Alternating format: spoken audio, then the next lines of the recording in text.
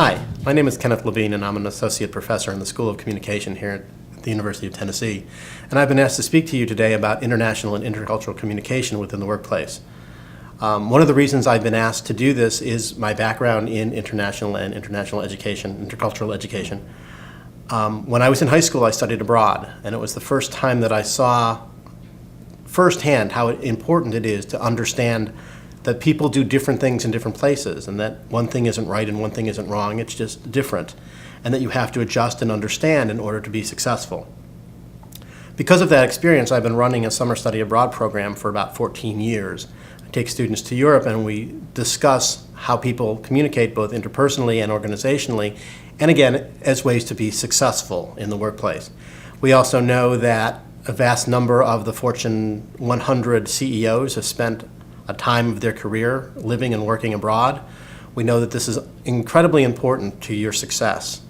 Lastly, I've been very fortunate and I've been able to conduct some research studies on high-tech organizations that have global workplaces. They have workplaces in the United States as well as around the world. And we've studied how people from different places are able to interact both successfully and unsuccessfully in order to build products that we know and use today. So because of these reasons, I've been asked to talk a little bit about these concepts just to give you an introduction to international and intercultural education. But to begin with, and just to reiterate what I just said, why is this important? This tape is designed to help you succeed in the workplace because we know that people have different styles and ways of working in different places. And one of the best case studies to demonstrate the differences in culture and communication is the case of Euro Disney.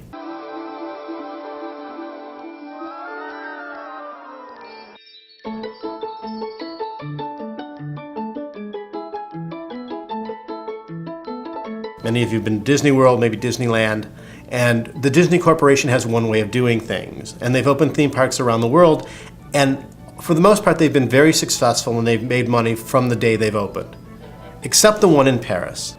And that's because the Disney executives didn't take the time to understand the culture into which they were opening this park. And one of the great examples is the case of the Employee of the Month, which is a very American concept of celebrating one employee who's done a very good job.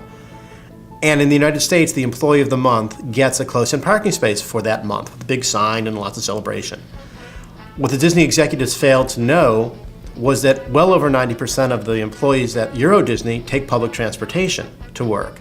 So a close-in parking space was unnecessary and in fact a disincentive. And so people, when they were given the award of Employee of the Month, actually would turn it back. They didn't want it. It took over 9 years for the Disney executives or the Disney Corporation to begin to make money at Euro Disney. And it's because they took that long to understand the culture. What this tape is designed to do is to help you understand how to find out these differences early on so that your company doesn't make the mistakes that Disney did. So what is communication?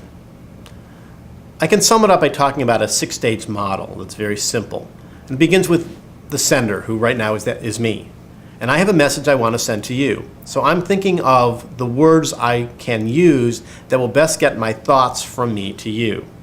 And since this video is for students at the University of Tennessee, I'm using a vocabulary that's applicable and appropriate to students at the University of Tennessee.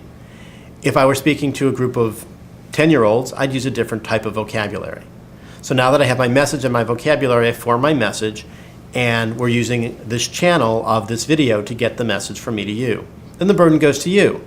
You hear my message and you have to understand the words that I use and receive my message. We never know if the message we send is exactly the message that's received. We hope that we share the meaning in the words. But we know that this model, while set in the United States, works perfectly here. It's also perfectly appropriate everywhere. This idea of sender to receiver is a universal model. We also know that once you receive a message, if you have a question and you're on a face-to-face interaction, you can ask a question, and we call that feedback. So it's a constant flow, it's a process, and communication goes from sender to receiver and back. There's another aspect of communication I want to make sure I discuss, and that's the difference between the verbal model and the nonverbal.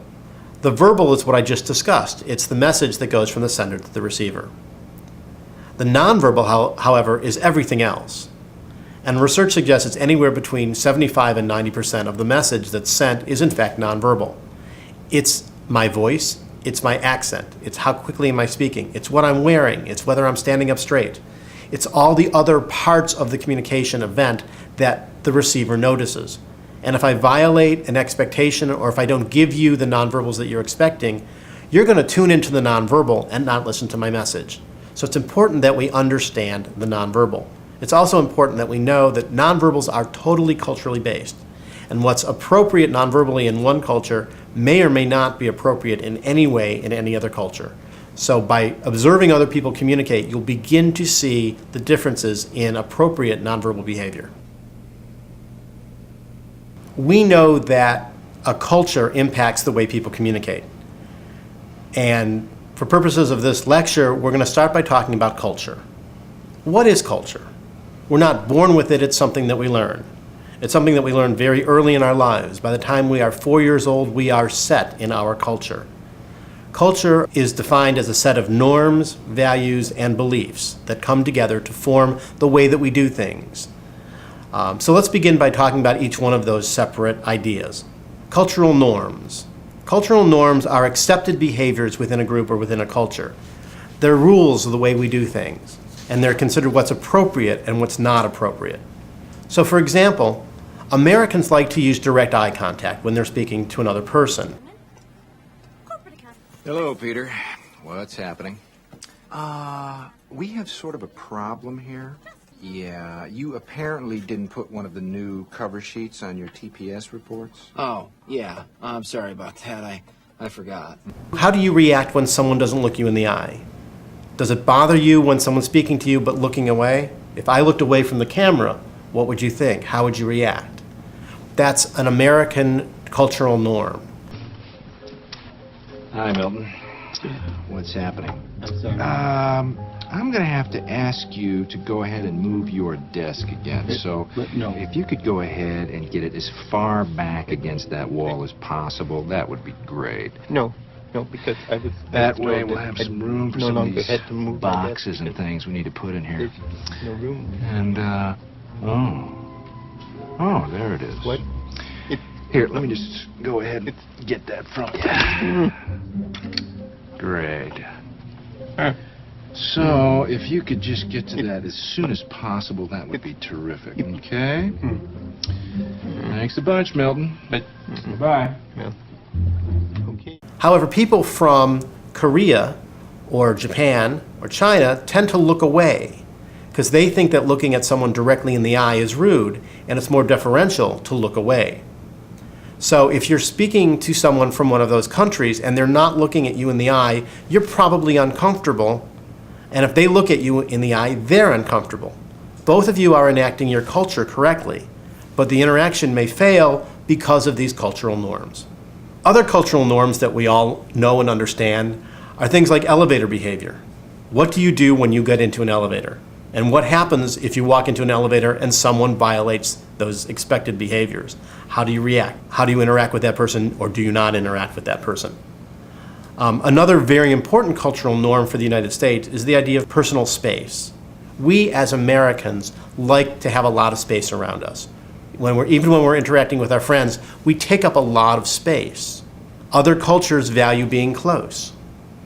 So when you interact with someone from another culture, specifically someone from South America, let's say Chile or Argentina, they value being very close to you. And so there's this constant sort of dance that goes on as they get closer to you as a sign of interest and respect, and you step back because you don't know them well enough to be that close. And it becomes almost choreographed as we interact with someone who has this very different view of what we want in terms of personal space. The second part of this equation is cultural values. Values are things within a community or society that are commonly accepted standards. They're things that are important or unimportant, things that are right or wrong, things that are acceptable or unacceptable. These values are learned behaviors, but they're very enduring behaviors. They're often very emotionally charged. So for example, the term wilderness is something that we have a value, we place a value to. Those of us living here in East Tennessee, we're very close to Great Smoky Mountain National Park. So for many of us, this idea of wilderness is something we hold dear. We like the park, we like the wide open spaces. Other people may not think the same way. They may look at wilderness as unexploited space where we need to build something. What's your value? How do you place importance on the term wilderness? And that helps you understand what your cultural values are. The third part of the equation is cultural beliefs. These are a system of shared ideas within a culture that guide our behavior. So as Americans, we value the idea of freedom. We also value the idea or understand the idea that hard work will be rewarded. So we engage in this behavior. We work hard so that we will be successful. So if you take these three ideas, cultural norms, cultural values, and cultural beliefs, and lump them together, you get an understanding of the American culture. We also know that there are subcultures within the United States that have some different takes on each one of those three things. And we certainly know that as we travel to other countries, their values and beliefs and norms will be different. So it's important for us to understand ours and to begin to understand how to learn about others. It's important to understand that organizations have cultures too. And most organizations mirror the culture in which they exist. So American companies have somewhat of an American culture. And if you go and you work for an American company somewhere else, your workday will typically mirror very closely what it would be like to work in the same office in the United States. It's when you walk outside for lunch or you go home for dinner that you have to interact with people whose culture is different. And that's when you'll see the huge difference between our culture and others. One place that I really saw this happen was when I did some research at high-tech companies here in the United States. At lunchtime, we went to the cafeterias, and all of these cafeterias had great foods from around the world. Really wonderful food from everywhere, because their employees are from everywhere. But we also noticed some very interesting things were happening, and that's that certain cultures, regardless of the fact that the cafeteria had food for them, always brought their food from home. Didn't matter, they always brought food from home. Other cultures would be happy to buy their food at the cafeteria. But we also noticed that despite the fact that the work groups are mixed and people from around the world work together, at lunchtime they all sat and had lunch with people from their own country. It's a lot like junior high school. Lots of these cliques, and you could look and see all the different groups having lunch together. There are other times when the organizational and the host nation's culture are going to intersect, and then they're going to happen in very funny ways. And one way where you don't expect it to happen is with the handshake. That seems like something very normal and very common. Turns out the handshake is very different in different places. In the United States, we like to give a good, firm handshake. We're taught as children, give a good, firm handshake. It's that first impression. Well, it turns out the people from the United Kingdom have a much weaker handshake. That's what's culturally expected. But we as Americans take that weak handshake to mean something that the Brit isn't trying to communicate to us. In fact, they're doing, again, what's right with them. In Saudi Arabia, a man and a woman shaking hands is both unexpected and culturally inappropriate. In all of Asia except for Korea, it's also a very gentle handshake. For some reason in Korea, it's a firm handshake like ours. So if you interact with people from different parts of Asia, you're going to get a different degree of firmness in the handshake. If you go to France, you're going to shake hands with someone multiple times in an interaction, 3 or 4 times easily during a meeting, and it's going to be very quick and very fast.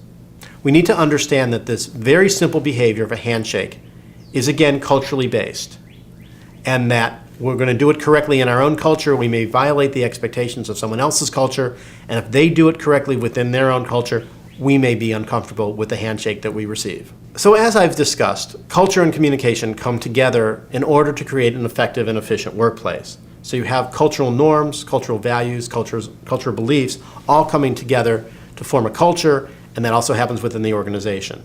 And leaders and managers need to understand this in order to create an effective organization in another place. So I'll give you an example. A large U.S. clothing firm opened an office in Hong Kong in order to facilitate the shipping of their products from Hong Kong and China back to the United States. It turns out that these employees in Hong Kong would not go to their employer and ask questions. That was culturally inappropriate. So when they were unhappy, they would just quit. And the way they would quit is they would come into the office in the morning and they'd go up to the manager and they'd say, "I'm sorry, I can no longer work here." And then they would leave. They wouldn't explain why. They wouldn't give a 2-week notice. They would just leave. And it turns out that's the way that employees in Hong Kong interact with their managers. They don't have discussions, they don't sit down and talk about it, they just quit. They think it's more respectful to their manager not to say that they're a lousy manager, rather, they just quit. The next clip will discuss this in more detail. Direct versus indirect communication. Different cultures favor different communication styles. A direct communication style is one in which the burden of communication is on the speaker. That person is expected to be clear, get to the point, be specific. A good direct speaker is one who ensures that the listeners understand what is being said. Direct speech, whether verbal or written, is often assertive, and direct speakers tend to be very comfortable with confrontation and giving blunt orders. This report is poorly written, have it redone by tomorrow. In contrast, indirect communication style allows a greater possibility of saving face and avoiding embarrassment or shame, both for the speaker and for the listener. Your supervisor comments that this project needs to be finished up this weekend. That's a rather indirect way of asking you to work this weekend. He could more directly ask, so can you come in on Saturday? And your very direct answer might be a simple no. However, you could indirectly answer with, my mom is having her 80th birthday party on Saturday. If your supervisor is also an indirect communicator, he will know that you are clearly indicating that you cannot work this weekend. You didn't have to come right out and refuse to work, embarrassing yourself or being rude to the supervisor. However, if the supervisor is a direct communicator, he may not understand your message. Direct communicators often think that indirect communicators are taking a long time to get to the point, or even being deliberately obscure. And indirect communicators may think that direct communicators are rude and aggressive. Which are you? We've talked about culture and we've talked about communication. But one of the purposes of this video is to help you be successful in other places. So how is this culture and communication enacted, and how can we figure it out? A Dutch social scientist by the name of Geert Hofstede has come up with 5 cultural dimensions. And we're going to go through these 5 cultural dimensions that will help you understand other cultures so you can begin to understand how to act appropriately when you're somewhere else.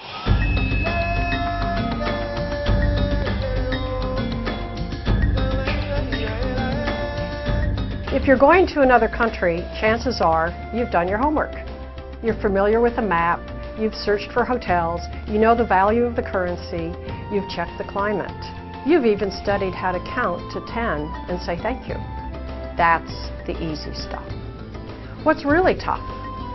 Well, how do you avoid those pitfalls of offending people by mistake? It's so easy to say something, gesture in some way, or do something that is normal in your own culture that will shock or offend or confuse the people you're visiting. In the next few minutes, relax and enjoy watching how easy it is to make a cultural mistake, a gaffe, a faux pas, anywhere in the world.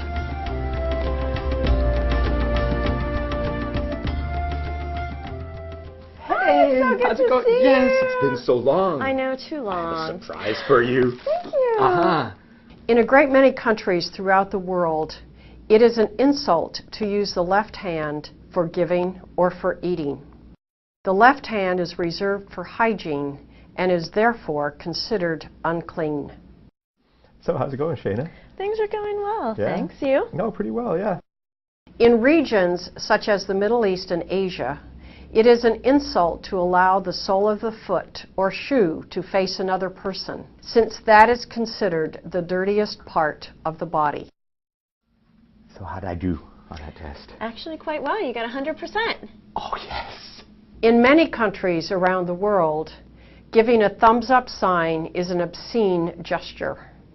Avoid it wherever you are, unless you're sure it's acceptable.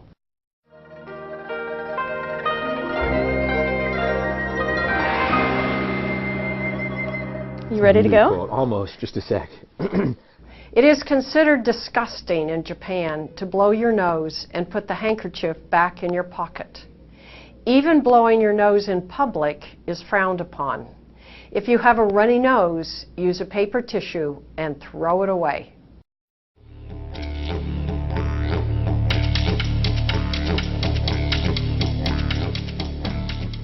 You decided what you'd like for the entree? Yes, I'm going to do the sirloin steak, please. Sirloin for the entree? So you thought, because you spoke English, you knew all about speaking correctly in Australia.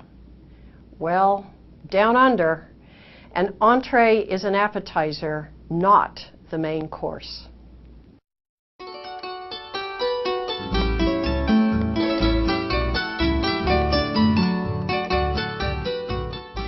Hey, I need to talk with you ahead of the staff meeting, if that's all right. Yeah, that'll be fine. Sure, No problem. yeah. I just wanted to touch base about the presentation. In Mexico and many other places, it is typical for a conversation to occur between two people close together.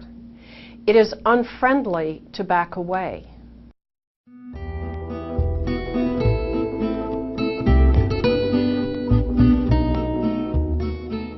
So hot outside. Do you have any orange juice? Ah, okay. How about, I know, I saw the lemons outside, lemonade. How about some lemonade? Well, what do you have? What's the failure of communication here? In Bulgaria, a shake of the head means yes, and a nod means no. Who knew?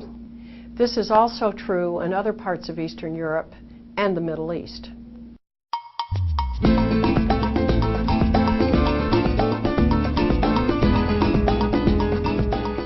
So, how was dinner in my establishment? Perfect. In Brazil and many other countries, it is vulgar to make this sign. To be safe, don't use this symbol when indicating approval.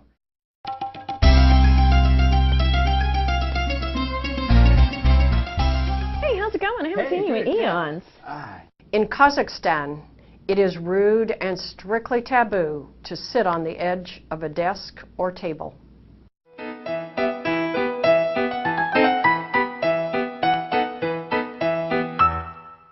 I saw you the other day over on the On the park. bus, yeah. Yeah. Maybe I'll talk to you later. It's considered rude to chew gum while having a conversation. Better to leave the gum at home.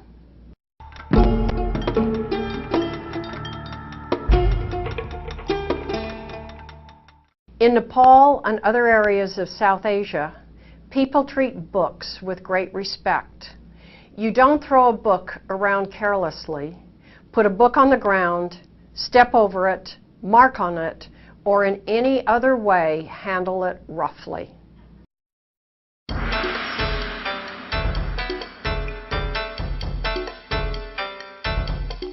So it was really good to meet you. Thank you very much. Yeah, I really appreciate enjoyed this meeting. It was perfect. And in fact, I have my business card for you right here. Good. Please Okay. take Yeah, it thanks. Sure. and It is considered an insult to take someone's business card and put it in your back pocket. It's much safer to put it into an attaché case or your front pocket. Yeah, so I'm glad to hear that your trip was a success. I'd love to see the pictures. Oh Please yeah, do. you know I have some outside. Oh, Just a okay, sec. I'll go great, get yeah. them. Yeah, it's really good. It is considered bad luck and definitely bad form to put your chopsticks anywhere but on the table or on a chopstick rest.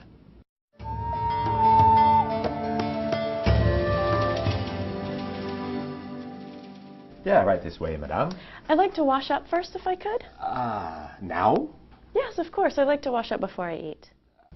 In England, washing up means to do the dishes, not to wash your hands. Even in places you thought you understood everything, language is tricky. So there you have it. With the best of intentions, it's really easy to convey the wrong message, insult someone, or misunderstand what someone has said or done. What's the solution? How can you avoid such gaffes? First, read about the culture of the place you're going to visit.